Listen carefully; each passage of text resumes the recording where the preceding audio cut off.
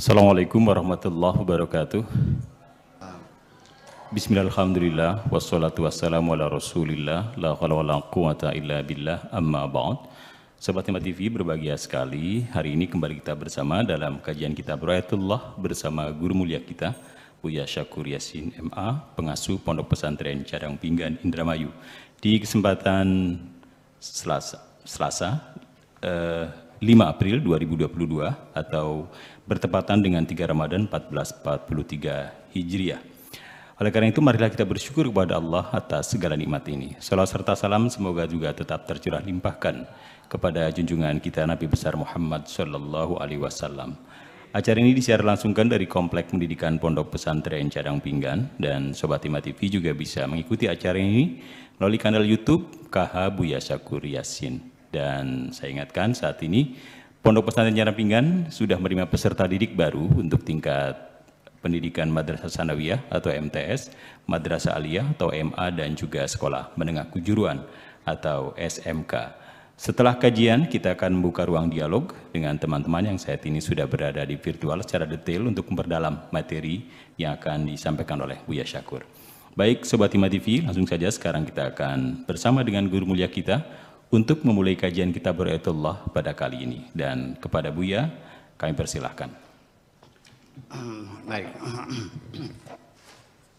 Assalamualaikum warahmatullahi wabarakatuh. Waalaikumsalam warahmatullahi wabarakatuh. Bismillah tawakkaltu ala Allah, la haula wa la quwata illa billah.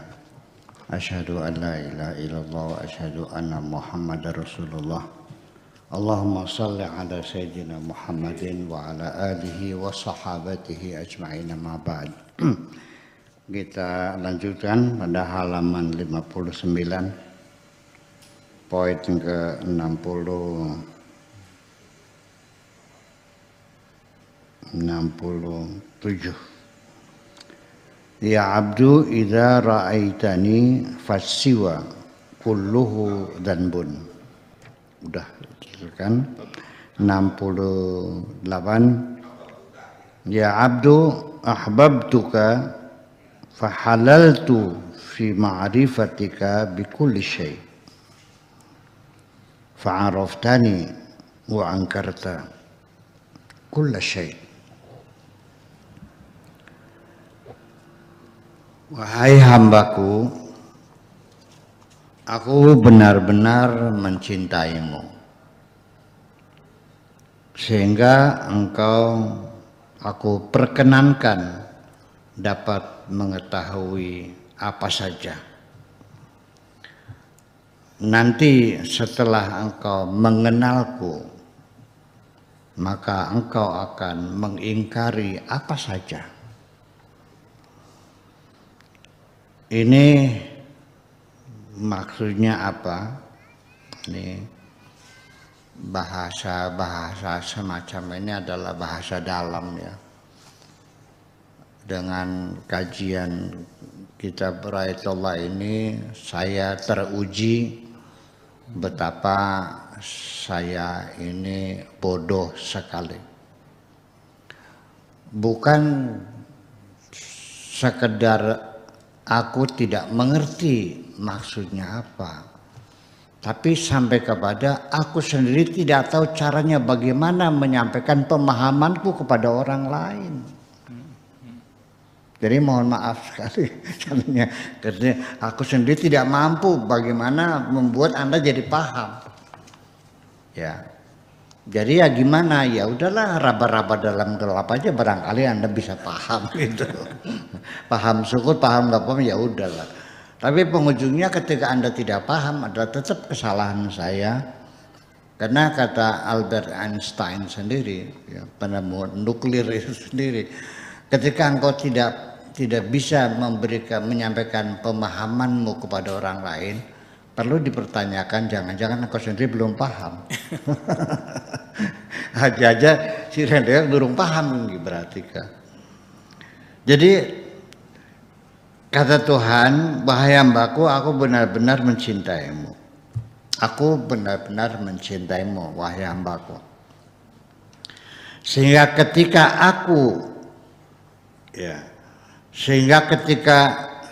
engkau ya, aku perkenankan dapat mengetahui apa saja, sehingga karena aku telah mencintaimu, maka aku berikan kesempatan kepadamu untuk mengetahui apa saja. Artinya karena aku mencintaimu, maka engkau kubikin menjadi orang yang cerdas, jadi orang pintar, jadi seorang intelektual, bisa kenal banyak hal, bisa tahu banyak masalah. Itu maksudnya.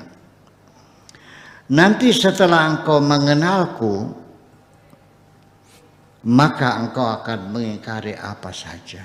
Dan ternyata di penghujungnya, setelah engkau kenal aku, apapun yang engkau kenal, yang engkau pahami, yang telah engkau ketahui, nothing. Semuanya nol gede, semuanya tidak ada artinya. Itu maksudnya.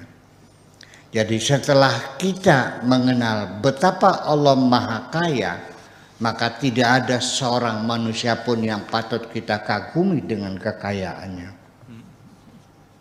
Ketika kita mengenal Allah Maha Sakti, apa saja bisa, innama amruhu idza arada syai'an an yaqula lahu kun fayakun, maka kita tidak akan pernah mengagumi seorang magician di alam dunia, sebetapapun hebatnya.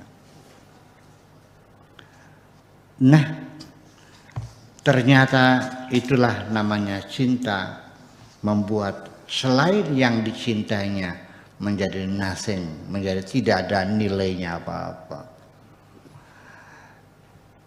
Ya, kita juga kepada seorang kekasih yang cantik jelita, kita mengatakan,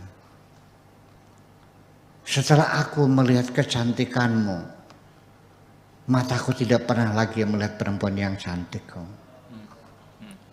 Belesak kabeh. Semuanya jelek semuanya, nggak ada yang cantik. Iya, karena apa? Tenggelam dalam kecantikanmu semuanya. Itu kira-kira. Jadi artinya bahwa seperti itu.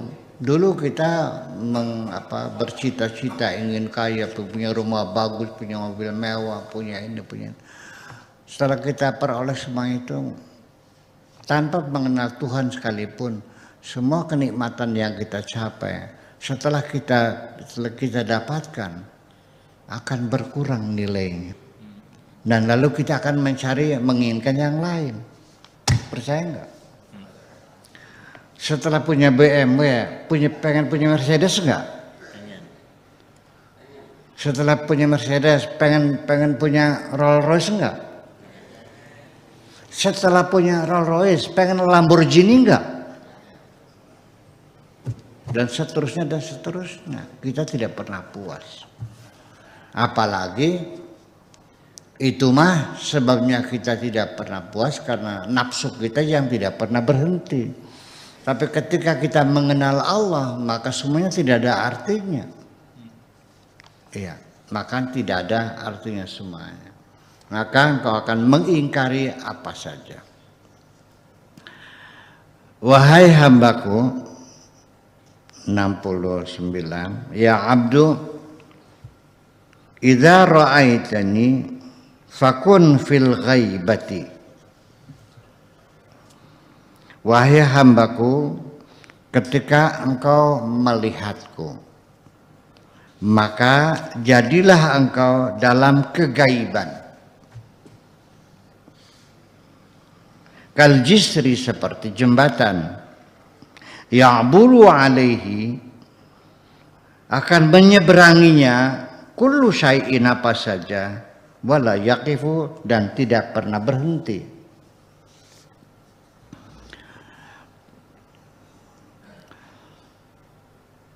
Wahai hambaku, ketika engkau sudah melihatku,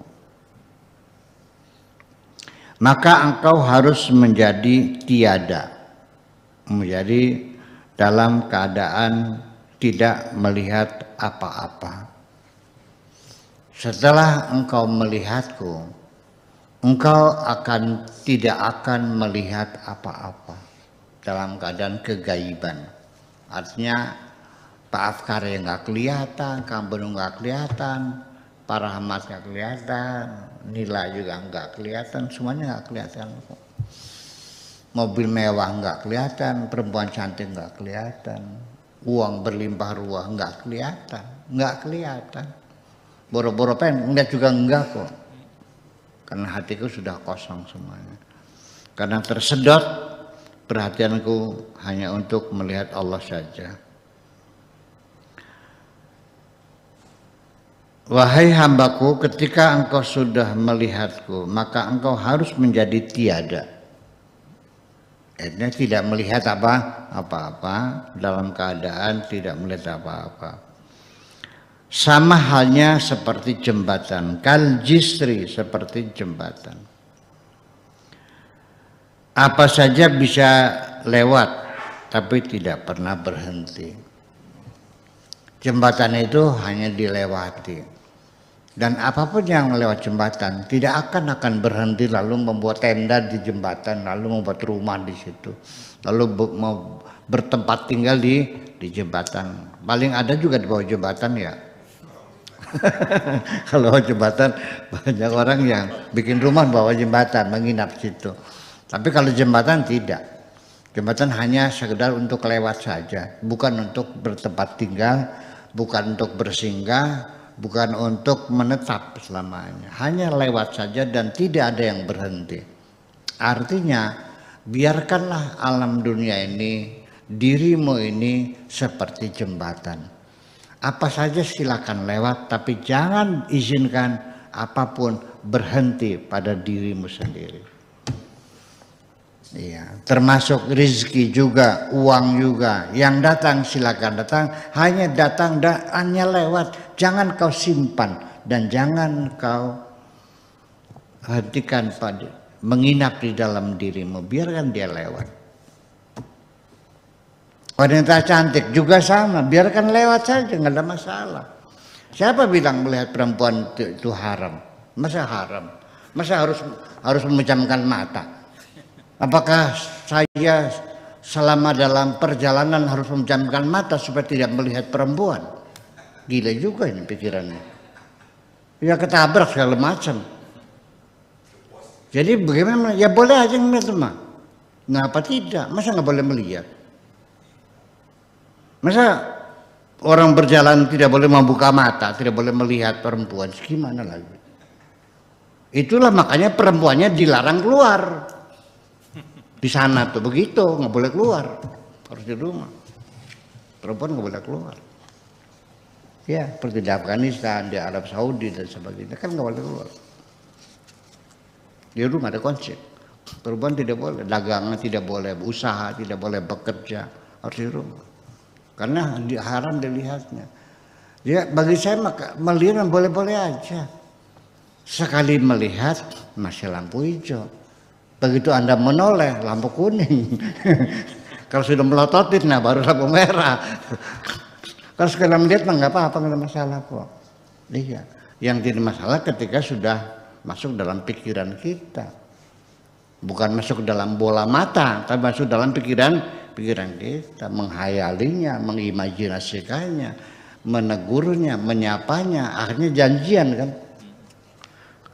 Setelah janjian itu apa? Pertemuan kan. Setelah pertemuan apa?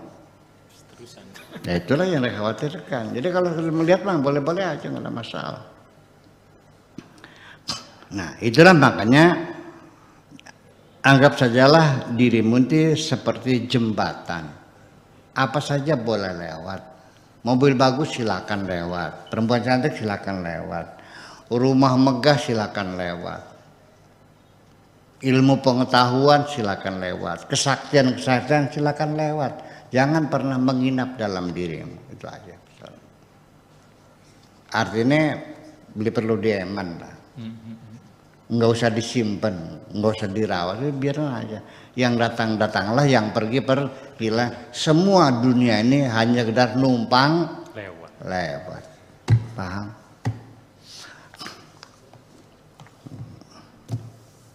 Kalau nggak diterangkan begini ngaji nggak paham ya.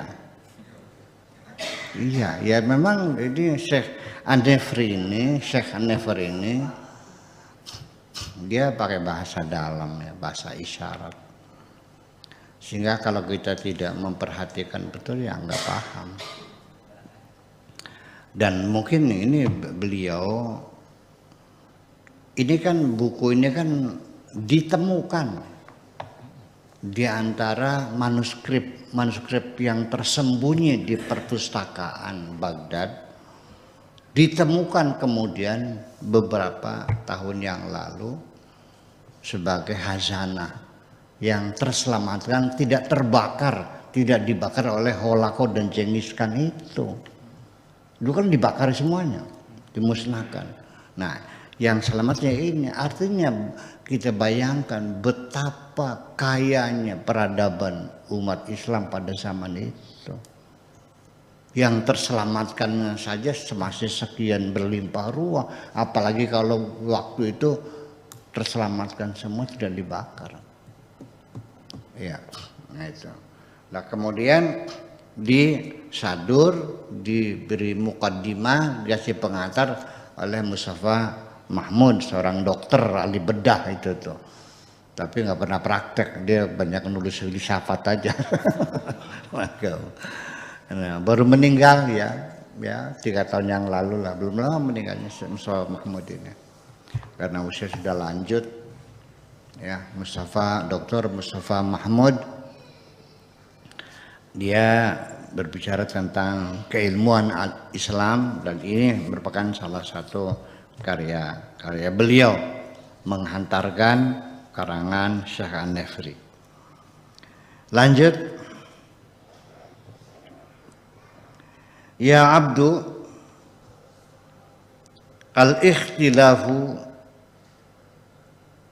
bisababid diddiyati, bahwa adanya perbedaan pendapat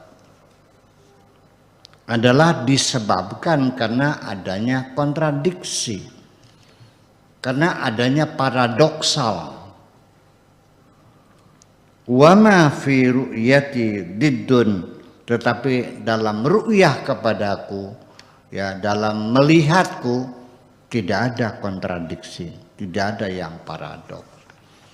Kenapa jadi orang jadi selalu berbeda pendapat, berbeda sudut pandang, berbeda dan berbeda, berselisih dan bertengkar? Karena di dunia ini mengandung paradoks. Ya, tetapi ketika engkau melihatku, maka engkau tidak akan menemukan paradoks dalam melihatku ini. Ya, pertama-tama kita kaget. Iya. Allah itu al-zahir, tapi Allah juga al-batin. Allah itu al-awwal, tapi Allah juga al-akhir.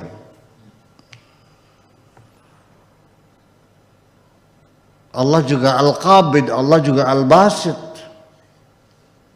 Menjadi bingung kan jadinya kan. Allah juga Ghafurur Rahim, tapi Allah juga al-muntaqimu, syadidul iqab. Iya kan, dan seterusnya. Itu yang membuat kita menjadi itu. Nah itu makanya ketika kita masih melihat adanya paradoks, ya berarti kita belum kenal Tuhan dong. Iya.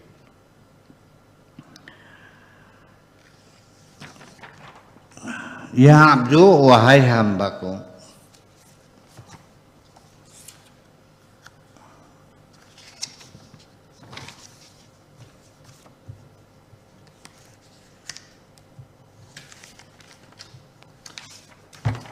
wahai hambaku, idza ra'aitani dhanantu bika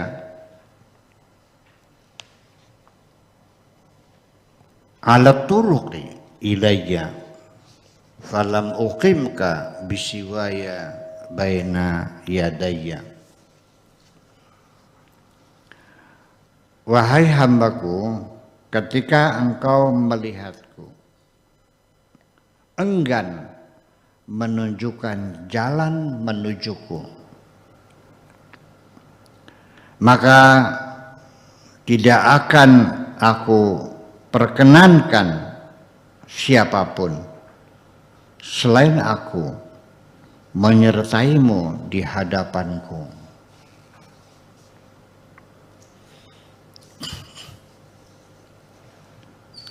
Artinya masih kita pahami bahwa pada saat kita dalam mengarungi bahtera rumah tangga, meniti kehidupan di dunia ini, banyak menghadapi kesulitan-kesulitan. Tidak menemukan orang yang bersedia menolong kita. Kita kurang modal, tidak menemukan orang yang membantu modal kita. Kita sedang sakit, tidak menemukan orang yang memberi obat kepada kita. Mentok sana, mentok sini. Ya, menghadapi berbagai macam kesulitan. Di balik itu apa yang dimaksudkan oleh Allah? Ya. Maka tidak akan aku perkenankan siapapun selain aku menyertaimu di hadapanku. Artinya supaya engkau datang menghadap sendiri dan jangan bawa siapapun. Karena tidak mungkin terjadi kemesraan antara aku dan engkau ketika engkau bawa pasukan, bawa bala Kurawa. Itulah makanya ada beberapa hal yang perlu dicatat, tapi secara syariat ya kita harus pahami juga. Ada beberapa orang yang enggan untuk berjamaah, lebih nyaman hidup sholat sendirian, lebih khusyuk karena tidak merasa membawa siapapun, menghadap Allah tidak membawa siapapun, hanya sendirian. Kalau menurut Imam Al-Ghazali, ketika sholat berjamaah dan sholat sendirian, ya, kita perbandingkan ternyata sholat sendirian lebih khusyuk, maka Imam Ghazali mengatakan lebih utama sholat sendirian. Itu dalam putusan Imam Ghazali. Tetapi ketika sholat berjamaah khusyuk, sholat khusyuk, maka lebih baik sholat berjamaah. Ketika sholat berjamaah lebih khusyuk daripada sholat sendirian, ya pasti lebih utama sholat berjamaah, sangat dianjurkan sekali. Tapi kalau kedua-duanya sama tidak khusyuk, sholat berjamaah tidak khusyuk, maka lebih baik sholat berjamaah. Jadi akhirnya alternatifnya lebih kemungkinan banyak berjamaahnya. Tapi tetap pada kualitas tertentu, Imam Ghazali juga mengatakan ya lebih baik kalau memang lebih khusyuk, ya lebih baik sendirian. Itu. Jadi ya banyak orang-orang soleh yang tidak rajin sholat berjamaahnya, lebih sendirian. Dan karena kita juga sebaliknya juga melihat fenomena yang aneh juga. Kalau sholat berjamaah kan untuk membangun persahabatan, banyak teman, ketemu orang, bersalaman, bertegur sapa, duduk sama rendah, berdiri sama tinggi, iya kan? Menanyakan kesehatan, apa kabar, salaman, duduk berdampingan, mestinya kan banyak temannya. Ternyata banyak sekali orang yang rajin sholat berjamaahnya rajin, tapi bertengkarnya juga rajin juga kok. DKM bertengkar terus. Dari mulai urusan kotak masjid sampai tempat wudhu, ya kan, sampai kebersihan, sampai segala macam. Ya kenapa? Nah itulah persoalannya, bahwa ya memang ada kerawanan-kerawanan ya dan sebagainya. Ya bagaimanapun mesti kita kita ketahui intinya mah setiap kesulitan yang engkau hadapi itu saking sayangnya Allah supaya engkau menghadap Allah sendirian, jangan bawa siapapun. Karena apa? Dengan banyaknya orang yang menolongmu, jangan-jangan itulah yang menyebabkan engkau tidak pernah melihat Tuhanmu, tidak pernah merasakan kebaikan-kebaikan Tuhanmu.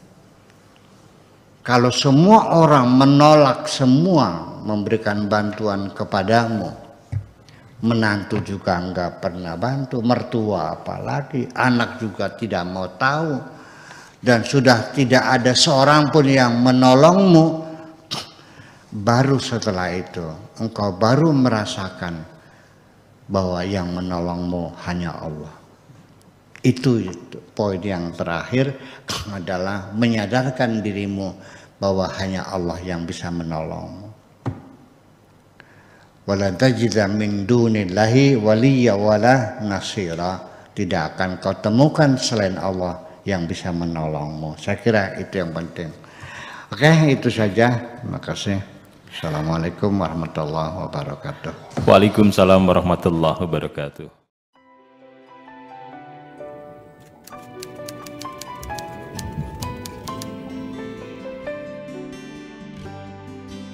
Aku hanya ingin berbagi kebahagiaan dan tidak menggurui siapapun. Terlalu sulit bagiku untuk menyalahkan siapapun. Akan tetapi apabila ada orang yang ingin mengisi raporku, tentu aku sangat gembira sekali. Dan kujamin aku tidak akan sakit hati sedikit.